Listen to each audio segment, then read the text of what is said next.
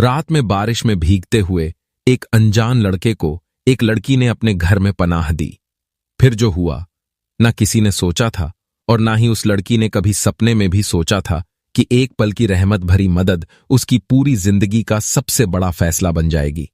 वो एक सर्द रात थी, एक कांपता हुआ लड़का, एक लड़की और एक दरवाजा, जो जब खुला तो उसके पीछे शुरू हुई कहानी एक जिंदगी की सिक से कम नहीं थी, जिसे उसने पनाह दी। क्या वह सिर्फ एक मुसाफिर था या फिर उसकी तकदीर का वो मोड़ जो उसकी पूरी दुनिया बदल देगा? उस रात के बाद न तो वह लड़की पहले जैसी रही और न ही वह लड़का।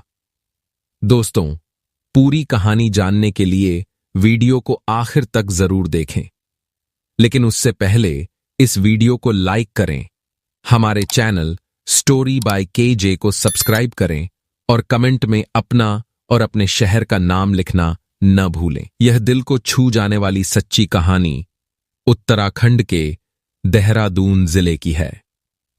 रात की खामोशी थी, आसमान काले बादलों से भरा था, ठंडी हवा खिड़कियों से अंदर झांक रही थी और तभी आसमान में बिजली की एक तेज चमक ने पूरे कमरे को पल भर के लिए रोशन कर दिया। कमरे के एक कोने में छोटा सा लैंप जल रहा था। वहीं बिस्तर पर लेटी निशा ने करवट बदली। उसकी आंख अचानक खुली और दिल में हल्की सी घबराहट हुई। वह धीरे धीरे उठी और खिड़की की तरफ बढ़ी। जब उसने बाहर झांका तो उसकी आंखें ठहर गईं। बरसती हुई बारिश में उसके घर के दरवाजे के पास एक लड़का सिकुड़ा हुआ बैठा था। उसका पूरा शरीर भीगा हुआ था। एक पुराना कंबल उसके शरीर से चिपका हुआ था, लेकिन ठंड इतनी ज्यादा थी कि कंबल भी उसे बचा नहीं पा रहा था। उस लड़के की आंखों में डर नहीं था, वहां बस एक खामोशी थी जो सर्द रात से लड़ रही थी। निशा का दिल पहले तो धड़का, इतनी रात को ये अजनबी उसके दरवाजे पर क्या कर रहा है? लेकिन फिर उसके भीतर की इंसानियत ने उसके डर को पीछे कर दिया। उसने हिम्मत करके दरवाजा खोला और धीरे से पूछा, कौन हो तुम? लड़का सिर झुकाकर बोला, मेरा नाम अमन है। बाइक पंचर हो गई थी। इतनी रात को कोई मदद नहीं मिली, बस एक रात काटनी है। चाहे तो बाहर बरामदे में बैठ जाऊंगा, बस थोड़ा कंबल या लकड़ी मिल जाए ताकि ठंड से बच सकूं। निशा चुप रही। उसके भीतर डर और दया दोनों एक साथ लड़ रहे थे, लेकिन अमन की कांपती हालत देखकर उसका दिल पिघल गया। अंदर आना मुमकिन नहीं है, मैं तुम्हें लकड़ियां और कंबल दे देती हूं। अमन ने सिर हिलाया। उसकी आंखों में थोड़ी राहत दिखाई दी। निशा अंदर गई और थोड़ी देर बाद लकड़ियों की गठरी और एक पुराना कंबल लेकर लौटी। उसने सब कुछ दरवाजे के पास रख दिया और बिना कुछ कहे दरवाजा बंद कर लिया। अमन ने लकड़ियां जलाईं, लेकिन ठंडी हवा इतनी तेज थी कि वह आग ज्यादा देर तक टिक नहीं पा रही थी। ऊपर से बारिश में भीगा कंबल और ठंड ने उसे और भी कांपने पर मजबूर कर दिया। रात के करीब 10 बज चुके थे। तभी एक बार फिर बिजली चमकी और निशा की नींद टूट गई। उसे अचानक बाहर बैठे अमन का ख्याल आया। उसका दिल कहने लगा, इतनी बारिश में वह बाहर कैसे बैठा होगा? निशा ने डर पर काबू पाया और हिम्मत करके फिर से दरवाजा खोला। जो नजारा सामने था उसने उसका दिल हिला दिया। अमन सिकुड़ा बैठा था। उसका चेहरा नीला पड़ चुका था, दांत लगातार किटकिटा रहे थे, पूरा शरीर बारिश और ठंड से कांप रहा था। निशा की आंखें भर आईं। उसने बिना देर किए कहा, अंदर आ जाओ, वरना बीमार पड़ जाओगे। डरो मत, अब भरोसा है मुझे। अमन पहले तो झिझका, उसके होंठ ठंड से कांप रहे थे, आवाज फटी फटी थी। वह बोला, नहीं, मैं बाहर ठीक हूं, आपको परेशानी होगी। लेकिन निशा ने सख्त आवाज में कहा, अगर जिद करोगे तो बीमारी बुलाओगे। मैं अकेली हूं, लेकिन इंसानियत को अनदेखा नहीं कर सकती। अंदर आओ। अमन ने धीरे धीरे उठकर कांपते कदमों से दरवाजे के भीतर कदम रखा। कमरे में आते ही उसे एक हल्की गर्माहट महसूस हुई। निशा ने दरवाजा बंद कर दिया। वह मां अलमारी से एक पुराना सूखा स्वेटर और पायजामा निकाल कर लाई। ये मेरे पति के कपड़े हैं, अब वो यहां नहीं हैं। तुम बदल लो, वरना सर्दी और बढ़ जाएगी। अमन ने कुछ पल चुप रहकर कपड़े लिए और झिझकते हुए बदले। जब वह बाहर आया तो उसके चेहरे पर राहत की एक हल्की परत थी। निशा ने चारपाई की ओर इशारा करते हुए कहा, यहां लेट जाओ, सुबह होते ही निकल जाना।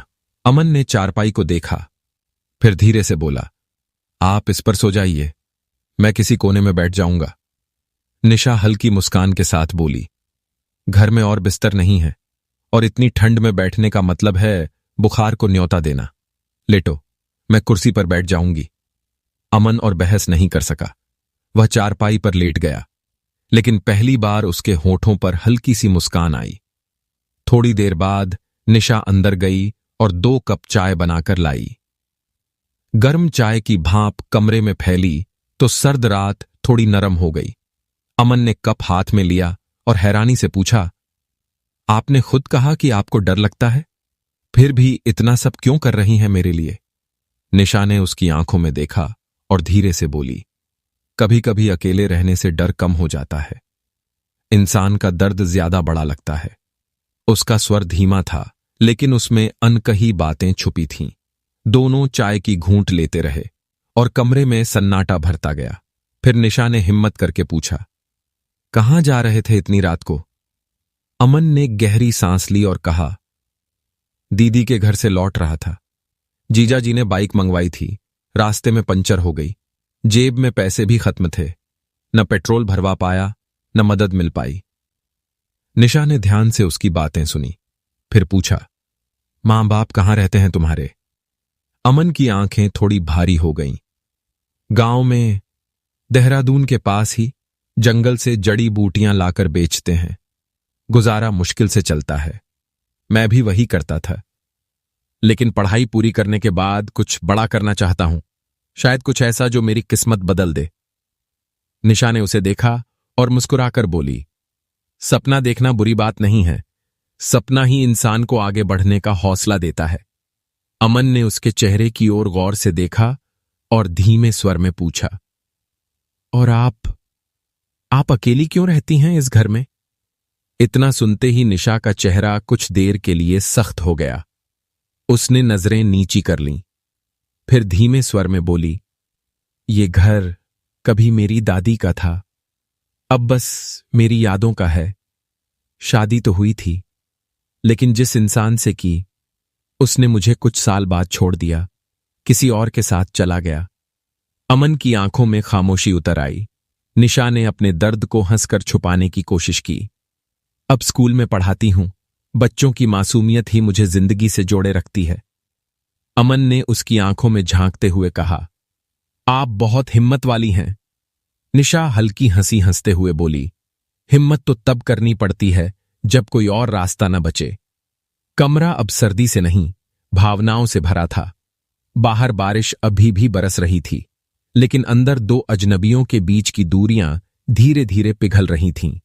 चारपाई पर एक कोने में लेटा अमन धीरे से बोला, अगर आपको ठंड लग रही है तो आप भी चाहें तो इस बिस्तर के दूसरे किनारे पर बैठ सकती हैं, मैं दूर ही रहूंगा।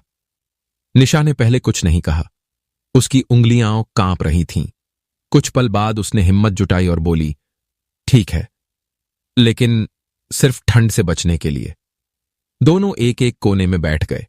उनके बीच की दूरी ज्यादा थी, लेकिन दिल की दूरी अब धीरे धीरे कम होने लगी थी। रात के उस सन्नाटे में बातें शुरू हुईं और फिर रुकने का नाम ही नहीं लिया। अमन ने धीरे धीरे अपनी जिंदगी का हर पन्ना खोल दिया।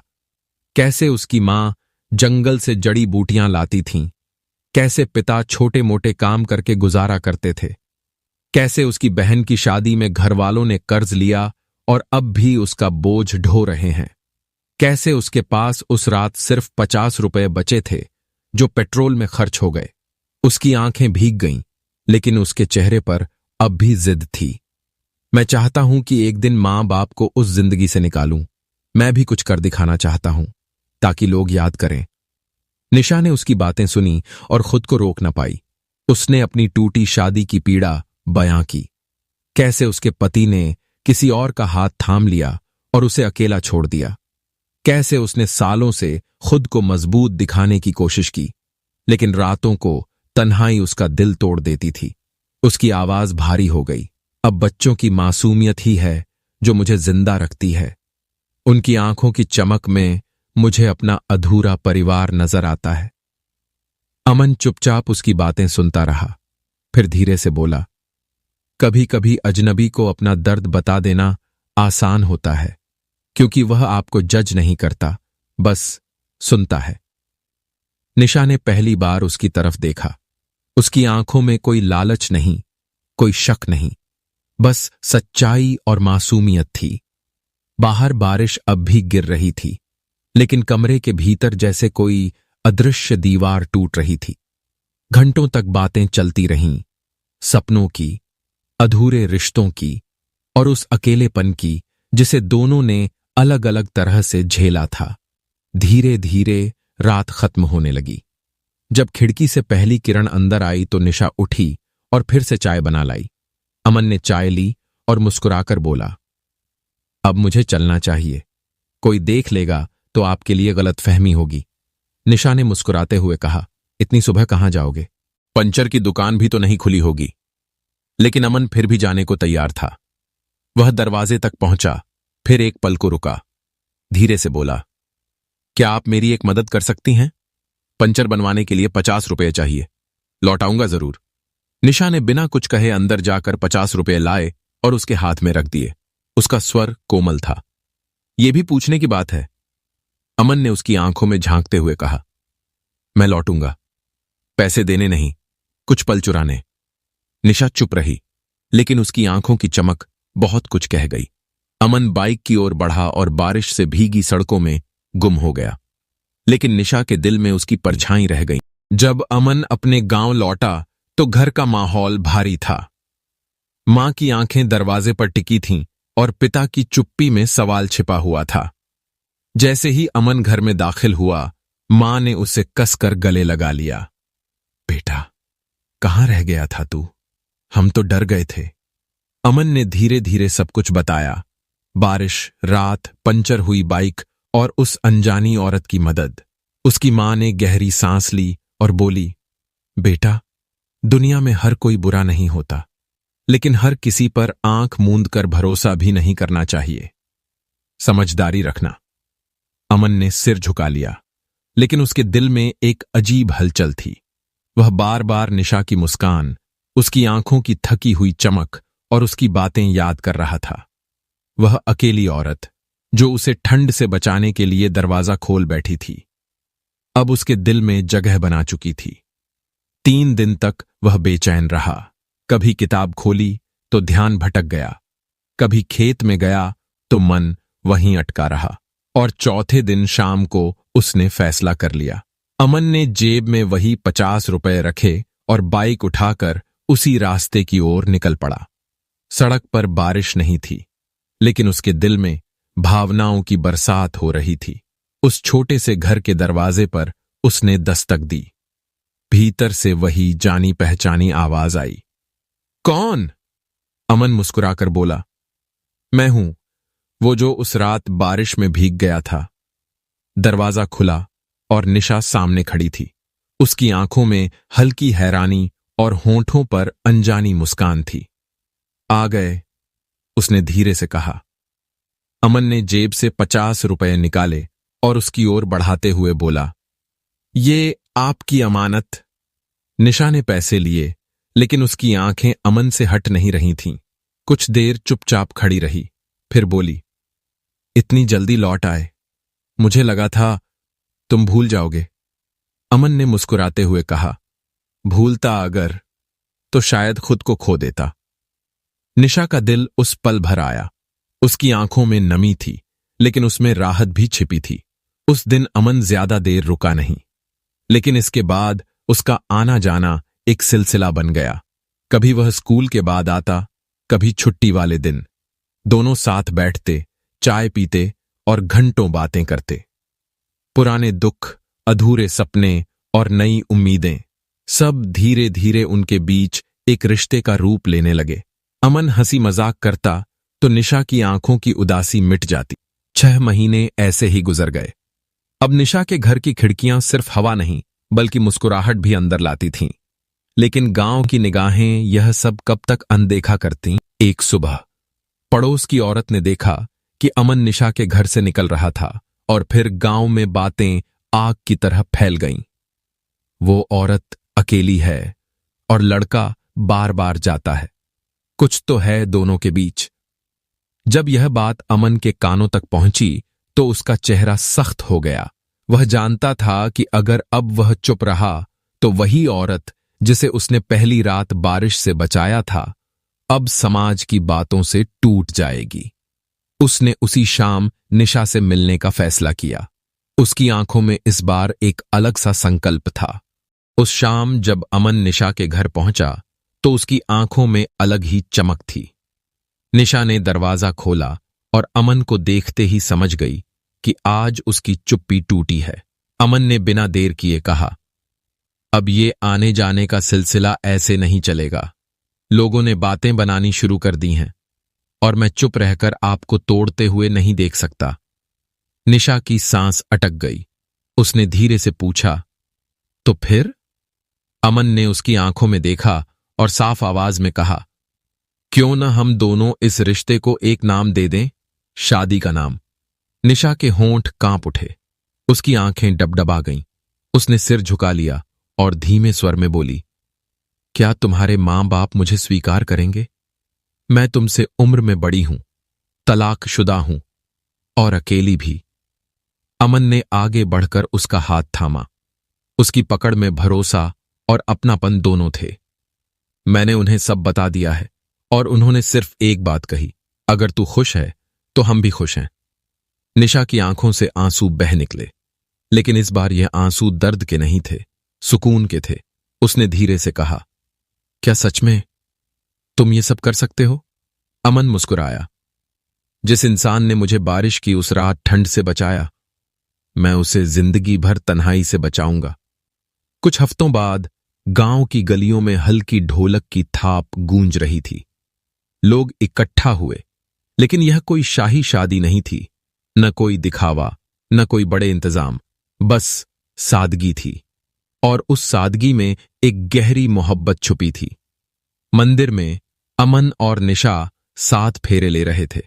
वह हाथ जिनमें अब कोई डर नहीं था, बस एक भरोसा और साथ निभाने का वादा था। अमन के माता पिता भी वहां मौजूद थे। पहले उनके चेहरे पर झिझक थी, लेकिन जब उन्होंने निशा की आंखों में अपने बेटे के लिए अपनापन देखा तो उनकी आंखों में भी मुस्कुराहट उतर आई। पंडित ने जैसे ही सप्तपदी का मंत्र पढ़ा, अमन ने आंखें बंद कर लीं। उसे याद आया वो रात जब बारिश में एक अजनबी औरत ने उसका दरवाजा खोला था। आज वही औरत उसकी जिंदगी का दरवाजा बन चुकी थी। शादी के बाद जब दोनों गांव लौटे तो कुछ लोग अब भी फुसफुसा रहे थे, कुछ निगाहें अब भी सवाल कर रही थीं, लेकिन अमन सबके सामने खड़ा हुआ और साफ आवाज में कहा, जिसने मुझे बारिश में ठंड से बचाया, मैं उसे जिंदगी भर तन्हाई से बचाऊंगा। और अगर किसी को हमारे रखा रिश्ते से दिक्कत है तो दिक्कत हमारे रिश्ते में नहीं, आपकी सोच में है। कुछ पल के लिए सन्नाटा छा गया, फिर तालियों की गूंज पूरे माहौल में फैल गई।